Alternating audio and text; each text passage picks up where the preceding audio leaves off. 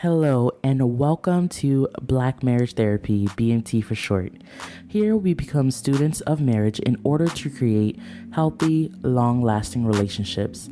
I'm your host, Kristen Smith, and in today's episode, we discuss the dance of communication.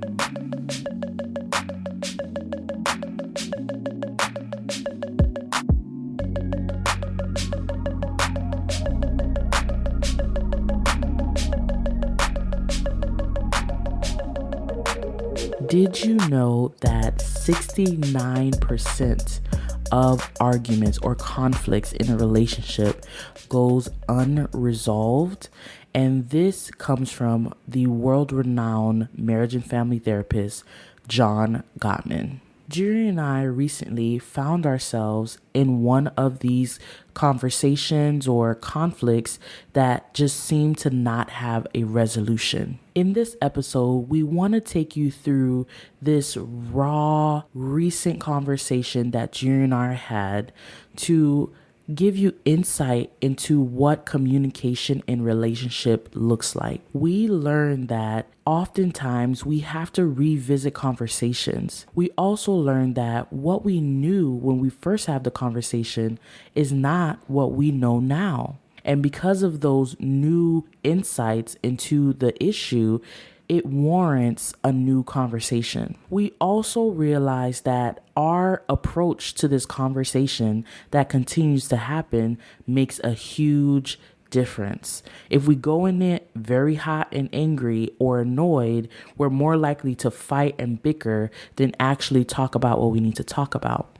But if we go into it more calm, even though we may be annoyed that we're having this conversation again, it really does make a difference. While we were having the conversation, we realized all of the new feelings that we were having and all of the new perspectives that we were having that made us see it in a whole different light. Oftentimes, communication is a dance. It is forever moving and changing, and it is very dynamic. So we just want to invite you into this conversation to share with you what that dance looks like. So in this episode, we're going to be talking about a very, very recent conversation that Junior and I had about some issues that we're having and the lessons that we learned from it. If you have been enjoying the content, please follow us on Instagram at Black Marriage Therapy, rate us on your podcast platform, and share your favorite episode with a friend. Hello, everyone, and welcome to another episode of Black Marriage Therapy. I'm your host, Kristen Smith, and today we are joined by our special co-host, who you've heard from before, Junior Smith, because I'm back. Yeah, we'll see. Because when somebody comes to you and says, hey, babe, people like to hear your voice, maybe think about coming back, I said, listen, say less. I'm that kind of person. Wow, big ego. So today we are actually going to be doing a raw kind of impromptu episode because if you know, marriage be like that sometimes. And we recently had a conversation that I think could be beneficial and helpful to you guys that's listening out there. And the conversation is going to be about communication. This is something that I know a lot of people ask questions about. So I think it's good that we share this example of communication that we did, but we weren't able to solve. I think the conversation ends up being about communication, but really and truly, there's a lot of things in this conversation that I think that are really cool. Chris and I had a conversation about, sometime in January. And so we made a decision to pick roles, not pick roles, but we made a decision to have our goals inform the roles that we wanted to play in the marriage. Yeah. We have a goal to be successful, right, financially. And so the decision we made was Kristen's going to stay home. She's going to go to school. She's doing Black Marriage Therapy. And I'm going to continue working. And so she's going to take most of the responsibilities when it comes to the home. But she's doing most of the work. That went on for like 3 years. 3 years. Yeah. 3 years. That went on for 3 years. And it recently changed. So Kristen came and had a conversation with me in January. Yeah. And said, hey, babe, I think Black Marriage Therapy is growing a lot and I want to dedicate more time to it. It was actually school was the main reason why I came. Sorry. So school, as you know, Kristen's in school to become an LMFT, licensed marriage family therapist. And so she's finishing up her the rest of her courses. And so they need hours, like I think 100 hours. Yeah, I think more than that. Yeah. Yeah. And so, but she's going to start with like 7 hours a week, whatever have you. And she's like, listen, this is going to be something that's going to eventually be full time. So let's just go ahead and build it into the schedule now, where I'm going to have a babysitter for Eve, our youngest, because at that time Eve was staying with us, and Kristen was the main caretaker. And so she was like, let's put Eve in school so I can have my time to do the schooling, to go do these hours, and also for Black marriage therapy. Yeah, for sure. And so at that point, I'm like, okay, good. But the responsibilities that she was taking care of that I wasn't taking care of, I'm like, well, how do we split that now? Because now obviously I'm gonna have to do more because you're gonna have less time. And so we split up the responsibilities equally. It was, well, the best we could. Okay, yeah, okay. Well, because we decided on who's going to do what together. Yeah, exactly. We downloaded an app called Sweepy. Oh my gosh, please. No. It's not an ad. Take the Sweepy thing out. We downloaded an app. We paid for it? Yeah. And we dropped it like a bag of weed. Anyways. Right now, if you look on the app, I have most of the points. You're derailing from the conversation. That's not important. So that was working for a little bit. Let me pick it up. That was working for a while. Hold on. You had the opportunity to go. That was working for a while. We were doing the app. Eve was going to daycare. She still is. We came to the point where it's not working. It's no longer working. Can I jump in here? We stopped using the app. Point. And we had to revisit the same conversation that we still don't have a solution for at this moment. Okay, well, that's not really... Okay, that's part of it, but I feel like you went somewhere else. Okay, so in January, when we revisited the conversation and we're like, okay, we need to like redistribute the goals and things like that. So between January and now, I have been slowly but surely adding more things on Junior's plate because a lot, and I mean a lot, has changed between January and now, even according to the plans that we thought we would have. So I've been adding things to Junior's plate, right? So recently we had the conversation again because Junior was the one who was just like, I feel like you're adding things to my plate and I don't understand why. And I was getting frustrated because I'm like, I feel like you're not seeing how much I'm doing and you're not trying to like look for more things to do because I feel like the list is endless for me. Am I saying that right? What happened was from January till yesterday, things have been changing just slightly, just ever so slightly. Yeah. Just ever so slightly. I've been saying things, she's been saying things, I've been complaining, she's been complaining, we've been taking jabs at each other, or we've just been complaining out loud. We've just been doing things in passing, that's called passive aggressive, sometimes even aggressive, just coming right at it. But we were never plainly saying what we were feeling or thinking. We didn't plainly communicate it. And what happened was it ended up turning emotional where we're just like, giving bad vibes to each other, or we're rolling our eyes, or it's becoming a sensitive subject to talk about, the dishes, or talk about, what's Kristen doing with her time that she has now? You have this time that you asked for. What are you doing with it? You know, try to hold her accountable, but at the same time, with a little stank on it, to be honest with you. Oh, wow. And so we're just going through the motions of going around the problem, not fully addressing it, talking about it maybe in passing, mentioning it, maybe picking at it a little bit, but no one's sitting down in honesty and an open heart to sit down and say, hey, let's talk about this thing. Until 2 days ago, when I brought it up, I was like, we just need to talk about it so we can squash it. We can get a better understanding of what's actually happening because it's manifesting and turning into something else. Yes. So I can add a little bit more context to here. So what was happening is during these 6 months, I was telling Junior, and he calls it complaining. I didn't even think I was complaining, but I was expressing over and over like, oh, look at all that I'm doing.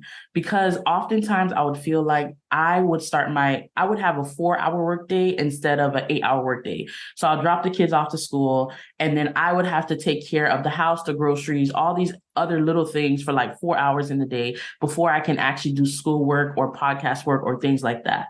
So I was feeling like, okay, are you noticing that I can't take a full 8-hour workday like he has.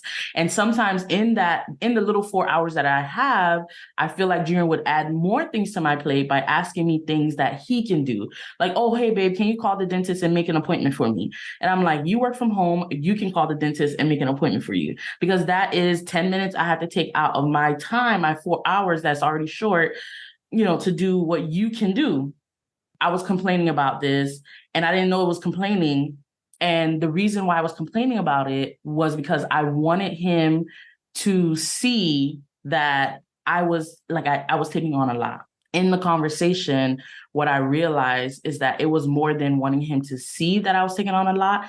It was making sure that he acknowledged, well, I feel like I was complaining and I was asking you for more because I wanted you to see me. I wanted to have some value in the household, and I wanted you to see that, because right now, because I'm not adding financially to the household, it's like, where is my value coming from? And I know, of course, raising our children is supposed to be valuable enough, but really and truly, like, women become vulnerable once they have children. And it's like, I should trust Junior, and I do trust Junior. That's the thing. Like, I feel like I trust you, but I've never felt this feeling before. So I think part of the reason why I'm asking him for more, and I'm asking him to see what I'm doing, is because I want to feel. I want you to know that I'm valuable and to make certain of it. And I don't know what that sounds like. It sounds like a little insecurity because Yeah, it is. It is insecure. yeah, because I know you're valuable. So it's there's nothing externally that's showing you that I don't value you. Nothing No. externally. And so in your head, you're like, oh man, you feel vulnerable. That's what the real issue is. You feel vulnerable because you have the two kids. And so you're like, man, anything wants to happen, how can I take care of my two kids? Yeah. So in your head, you're like, I got to find a way, find a skill, find a source of revenue, right? So that I can take care of these two kids. Or you said, maybe I just want to be able to participate in taking care of these two kids. So maybe not be able to do it all by yourself, but you want to add some value financially. Financially is the key word, because you're already adding so much value in many different ways. And it's so funny that we talked about this in the last episode with the men, because men think, oh, I have to be the one who's adding the most when it comes to finances. But the answer was, hey, look, there's so many other areas where you can provide. It's not just financially. And so it's interesting for you because you're already doing these other areas, but now you feel the pressure to provide financially because you have two kids. I remember how the link happened. Okay. I feel a pressure in myself to have the capability to be able to add financially and to be able to take care of myself. God forbid something happen, right? I don't have that capability yet. I have a bachelor's degree. I didn't really work in that bachelor's degree. Everything in my work background is kind of janky, right? So God forbid something happened, I need to get a job. It would not be a sustainable job. It will be a job that's like $30,000 a year or whatever. And something that I know that is like not good enough for me to take care of my kids, right?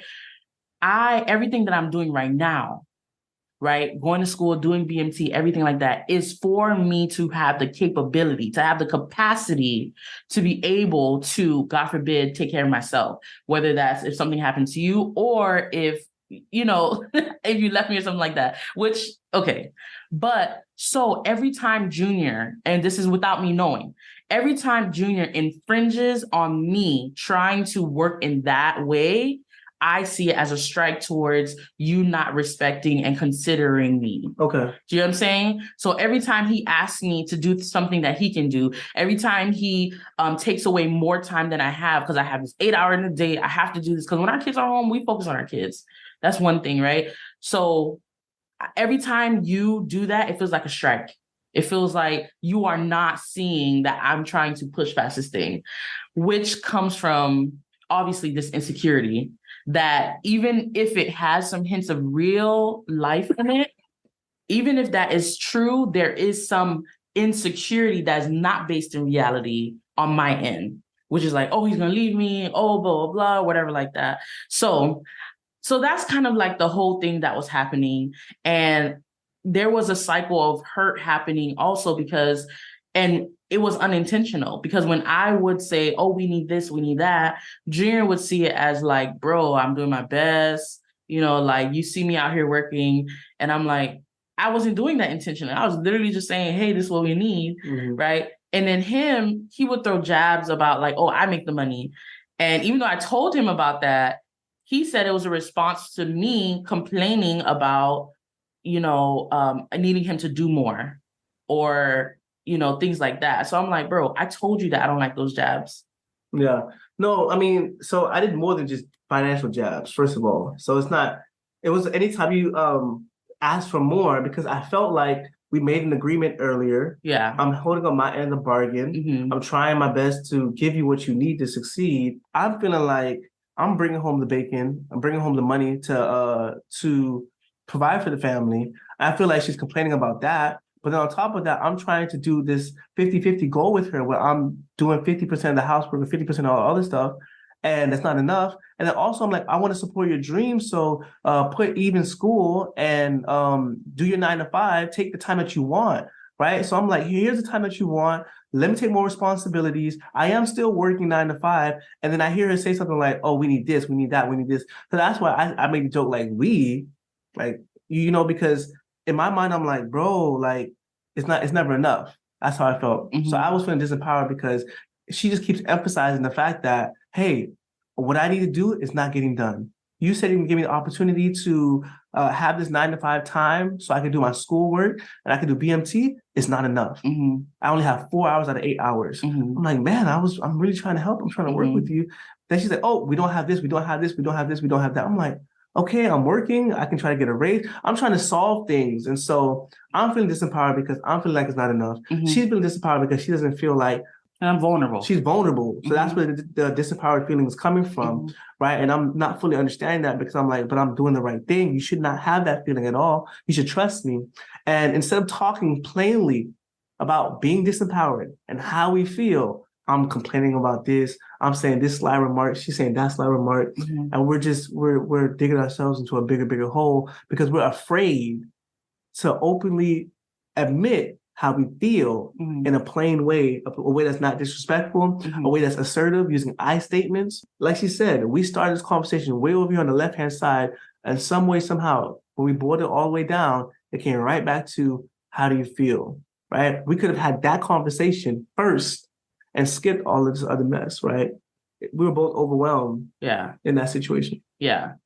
I would say, so this moving on to like what we've learned from this conversation, I would say that the conversation that we had then and what I know now, I definitely did not know that then.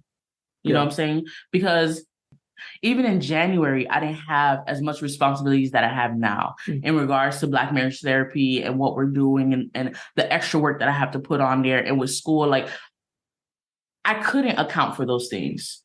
Do you know what I'm saying? So I think that this is one reason why we would say the first thing that we learned from this is that this is why it's important to revisit conversations and communication. So sometimes when you're communicating, you only communicate with the information that you have at the moment. Okay, that's fair. Right? And you can only do your best with that. As things start to shift and, people feelings start getting hurt and blah, blah, blah, it might be an indicator that you should revisit the conversation, which happened to us here. But it was Junior who was just like, oh, hold on, wait. We've had this conversation and it sounds similar for the third time, but we end up not having a real conversation. Let's really sit down and figure out what's going on. So I realized that so even the language that I'm saying now, like, oh man, I was feeling insecure, I was feeling vulnerable, I was feeling disempowered. I didn't know that at the time. I didn't fully understand what emotions that was driving me to make those comments or decisions or complain and stuff like that. But I understand that now. So when we revisit the conversation, another thing we realize is that we have to stay calm stay calm. All right, guys, listen, we're talking about communication today. And I want to let you know there's a lot of things that impact communication. When we talk about these things specifically, we go into detail, not here on the podcast, but in our course, Foundations for Forever.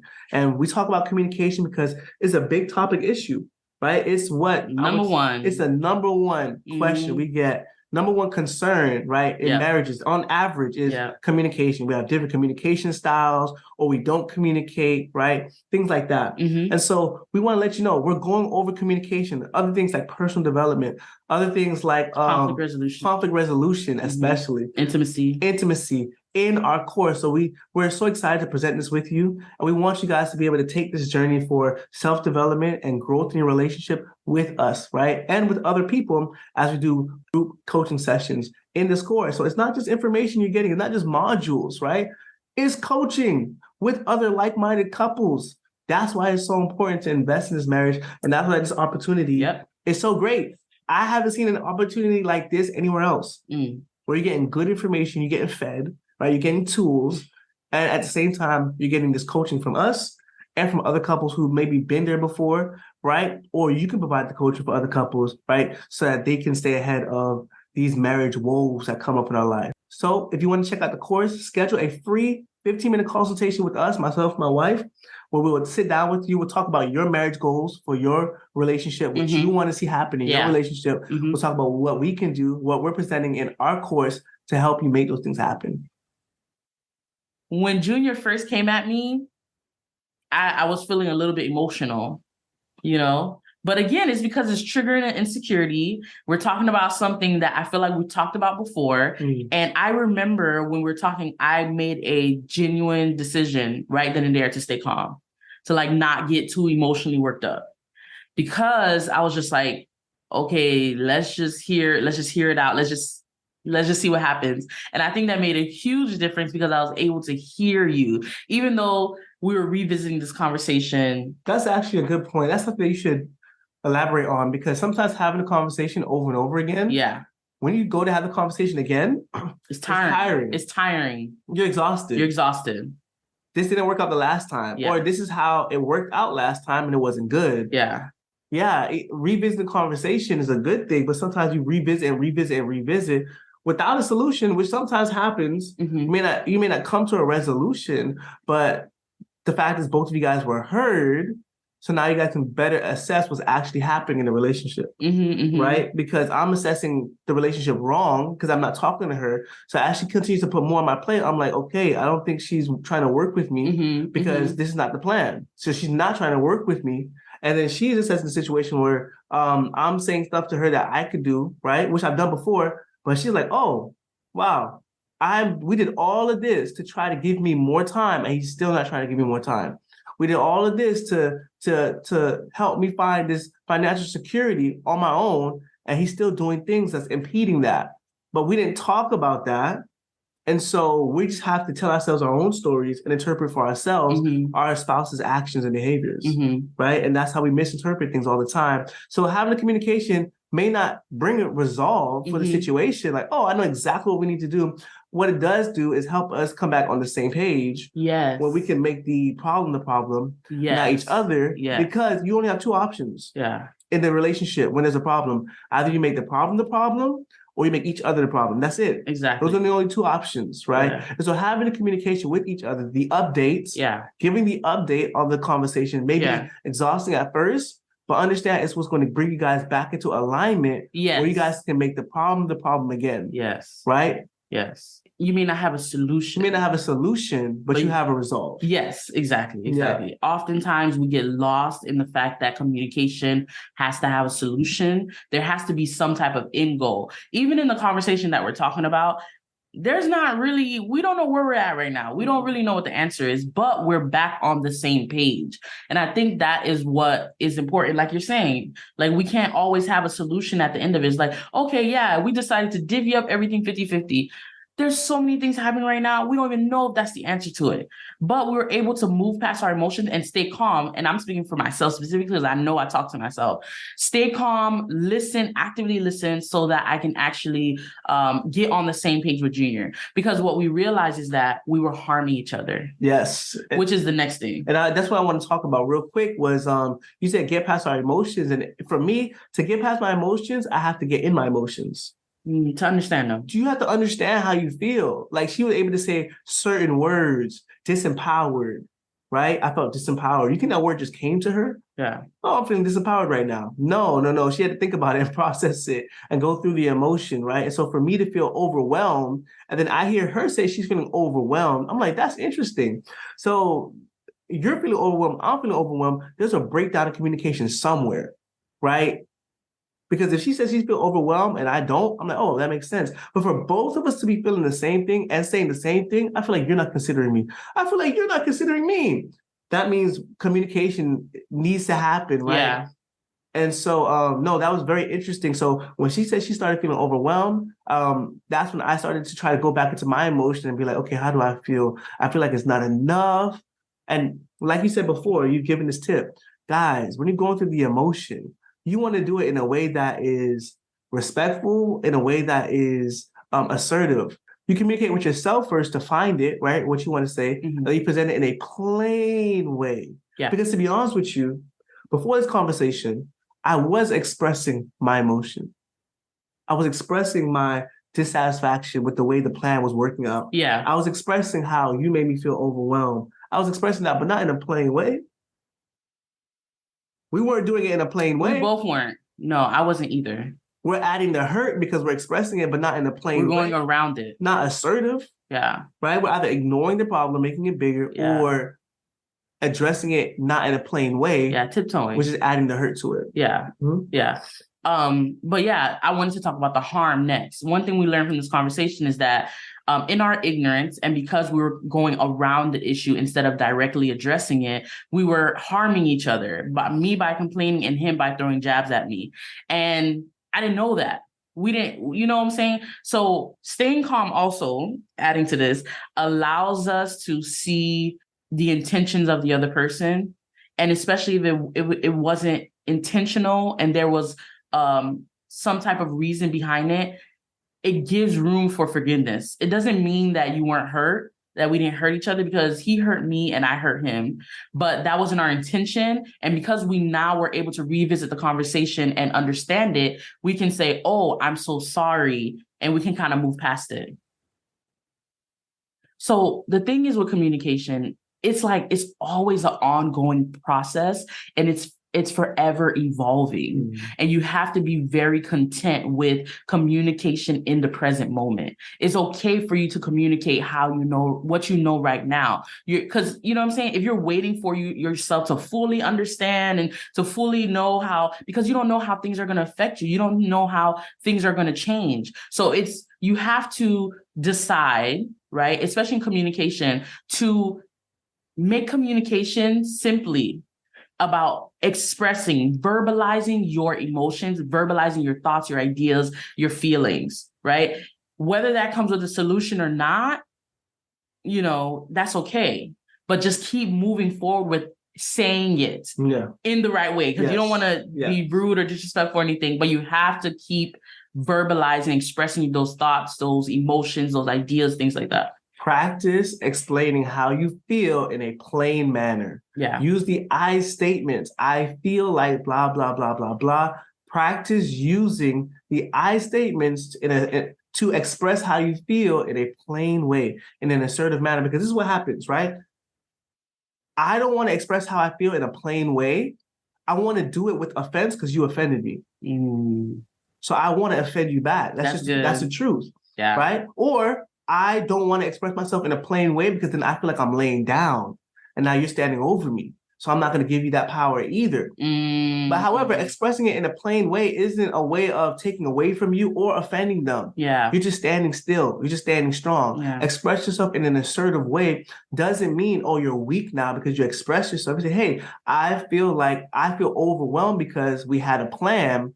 I'm following the plan and it seems like it's not enough. That's not weak. That's not offensive either. Right? I'm asserting myself. I'm expressing myself in an assertive way. And so that's the key takeaway that I want to give you guys is when you see yourself emotionally hurting each other, right? Because that's what was happening. We're in a cycle, basically. Yeah. And when you see the cycle start, someone has to put the first step forward. Someone has to do it, because in my mind, I'm thinking she's going to do it. In her mind, she's thinking I'm going to do it. But there's no true start to a circle. There's no true start, right? She said, oh, you're taking jabs at me? My response is, because you taking jabs at me. Because you're saying these things that are inconsiderate, not thinking about how it's making me feel. So I'm going to go ahead and give some offense because you offended me. There's no true start to a circle. So forget about that, right? Forget about trying to hear the other person's explanation. You're listening for the details to correct them, make sure it's right. Oh, well, you said it, or you said the devil's in the details, right? That's not what we're looking for. We're looking for a person to come and openly, plainly, honestly, plainly express how you feel to your partner. Yeah. In a way that's assertive, in a way that's plain. And you can leave it there, bro.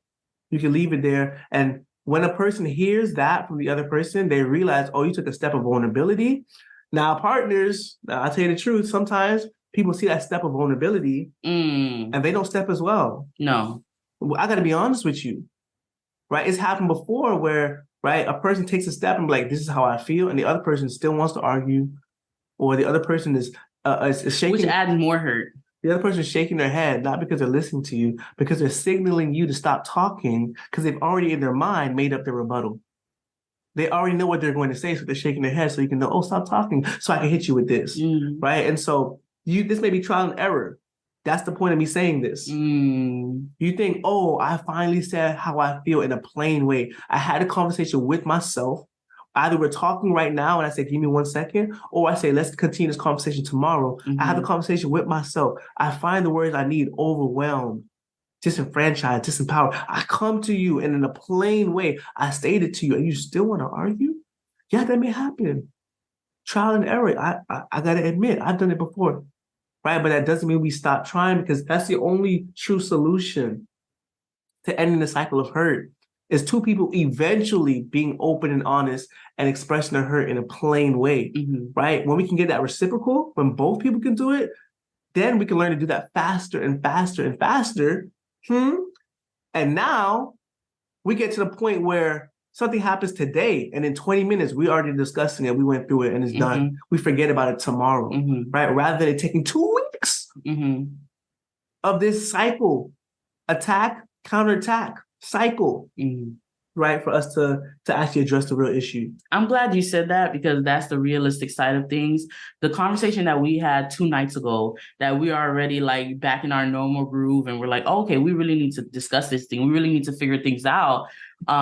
The fact that we had that 2 days ago and we're already here took a lot of work. And I'm glad you said that, because it was not like this. There was many arguments that we had where we ended up giving each other a cold shoulder, just rolling over and going to sleep. You know, somebody still threw jabs at somebody else. Things weren't resolved. Things were still testy. Or worst case scenario for me, when I was doing tit for tat, when I get enough tits, I... You didn't think that through. Well, how do I rephrase this?